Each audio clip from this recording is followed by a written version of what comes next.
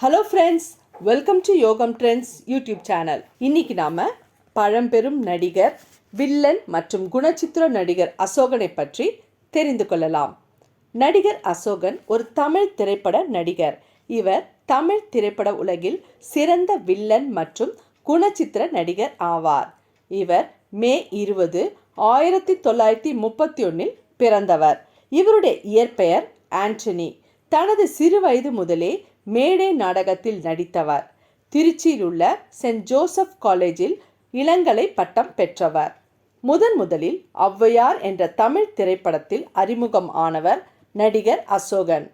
1960 மற்றும் 1970களில் பெரும்பாலும் வில்லன் மற்றும் குணச்சித்திர வேடங்களில் நடித்திருந்தார். இவர் வசனங்களை உச்சரிக்கும் பாணி இவருக்கு பல ரசிகர்களை பெற்று தந்தது. இவர் பல படங்களில் நடித்திருந்தாலும் சில குறிப்பிடத்தக்க திரைப்படங்களின் வரிசையை தற்போது பார்ப்போம்.